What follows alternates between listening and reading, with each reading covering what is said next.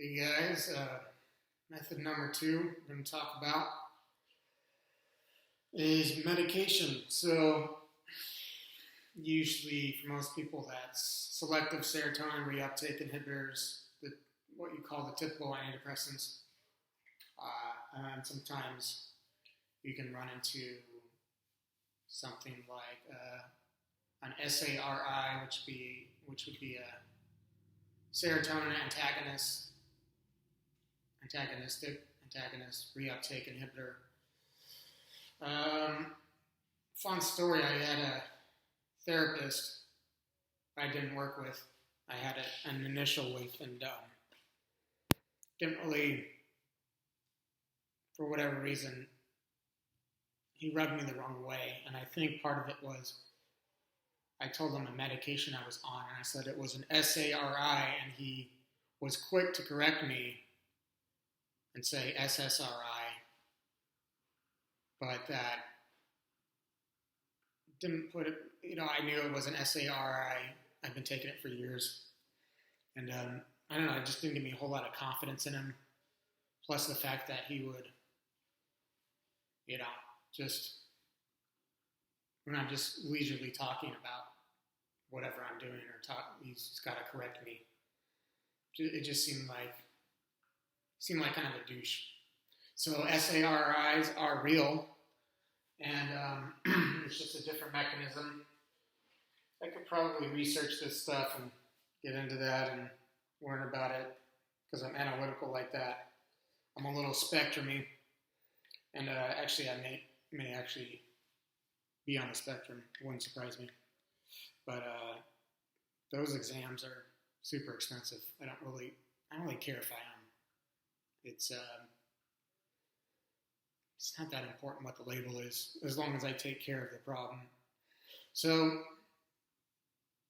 SARI, one that works very well for me because I have pretty bad insomnia, and I might try to wean off of it and try a peptide instead, which I think would be healthier.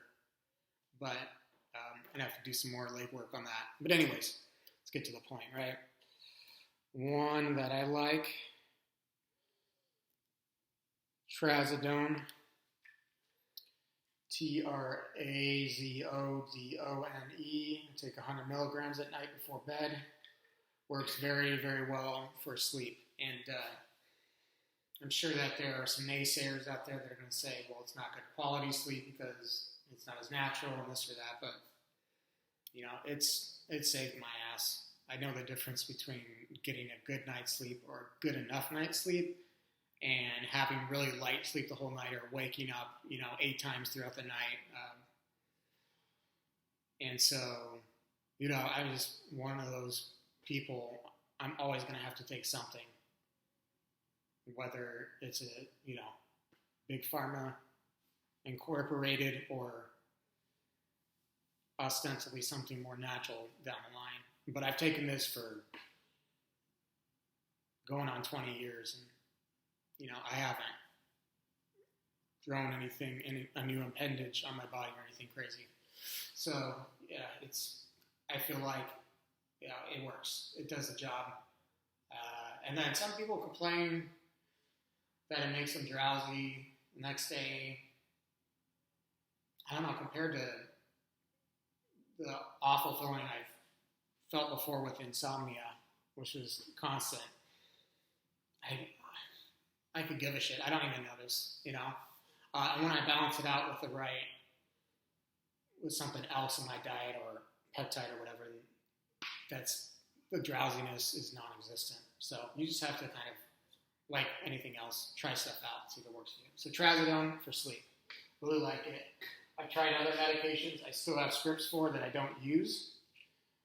This one is Trintellix or Trintellix. Got the double L, so maybe it's pronounced Trintellix. Emphasis on the L's. Anyways,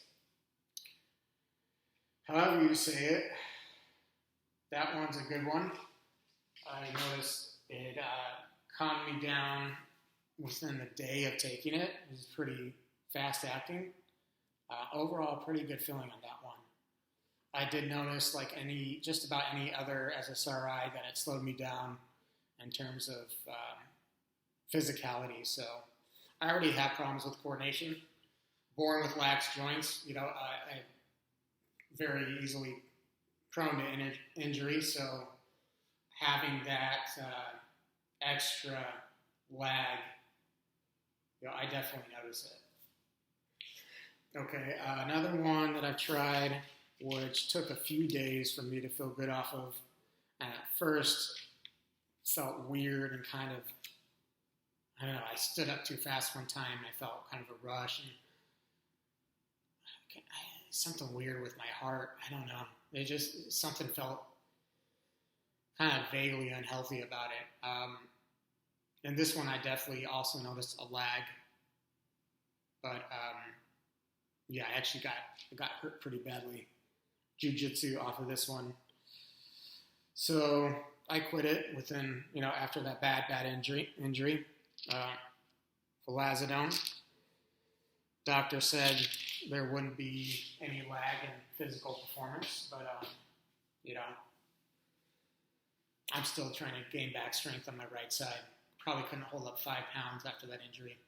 Yelling while I was driving because I'm a contract worker anyways. But if you aren't that into working out, it might be a good option for you. So, Vilazodone, Trintellix. I also have an old script for Fluoxetine, which is the name for Prozac. And this one is probably out of those, I think my favorite, other than the sleeping med, the Trazodone, which I still use, and with minimal side effects. I think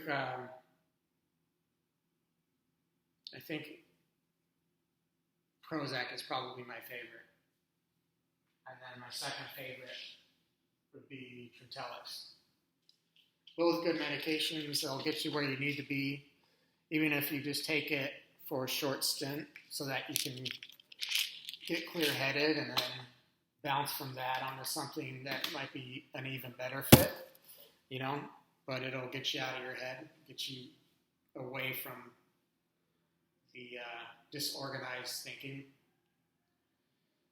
so that you can make better decisions. And so, antidepressants, all of them killed the libido, slowed me down physically. Although, out of those, Prozac slowed me down the least physically, and it also gave a little pick-me-up. And so, yeah, it was interesting. I'd say Prozac, it messed with my coordination like the other ones did, but it seemed to amp up my strength and maybe even explosivity a bit, which is kind of a dangerous combo, if you're running faster but you don't have any brakes. Injuries happen. But I was younger when I was on that one, so I didn't really get hurt on that.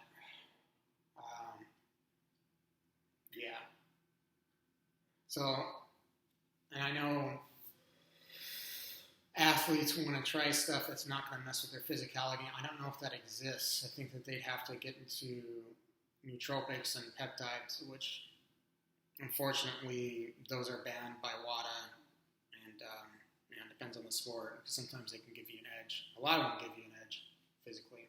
So, but yeah, that's another category we'll get into. But I've tried probably 8 different medications. Even tried an antipsychotic, which felt pretty weird. Just didn't like it. I can't even really describe to you because it's been so long, but I just remember weird was the word. Tried it once and quit. And there was, I think the doctor in that situation was trying to give me like an upper and a downer. some kind of balance out thing. But yeah, tried probably about 8 different medications, and I would say my 2 favorites were Prozac and Trintellix. Prozac taking a slight lead. And then, like I said, the trazodone for sleep. Trazodone's been a lifesaver. But, yeah, you just got to try them, see if it gets you somewhere, gets you more clear-headed, then it's definitely worth it. So you can pay your bills. Kill off your libido, but, and that's a hard thing to give up, right? It sucks, but I think sometimes you have to do what you have to do. They talk about emotional blunting, and I don't know, I mean, it's hard to say what that really equates to, because I've never been normal, other than maybe when I was a lot younger. There might have been a period of time where I didn't have all these mood problems. But I don't know if it flatlined me, if a couple of them did, or just made me more even-keeled. But I think my understanding is maybe if you have a little bit too much serotonin, then you're going to be just enjoying doing nothing. But at least you're enjoying it. So that doesn't sound to me like being apathetic completely. So I don't know how all this stuff works. Apathy, that's a hard one because depression creates apathy. So it's confusing. You just got to see if it's better or worse for you in general. And if you're like me and you're always searching for better, you search for the Holy Grail, it's good and bad, because I have found better and better, but it's taken a lot of missteps. It's taken a lot of problems in my life. And I think in certain instances, your brain can play tricks on you. It's a dangerous game to switch up your meds too often and to try new things. But, it's up to you what you want to risk. So, yeah, that's been my experience with some of the medications. And right now I'm only on a sleeping medication plus mostly one very effective peptide, which I'll get into next round. But method number 2, I'm putting down antidepressants, medication. If you're bipolar, for instance, I don't know if there's any other way around your situation but medication.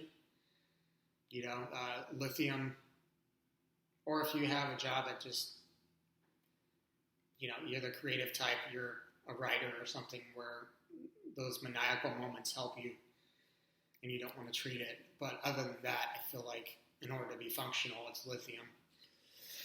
Now, I did have a nurse tell me I was bipolar, and I think she's the only one who ever said that. But other therapists have ascertained otherwise.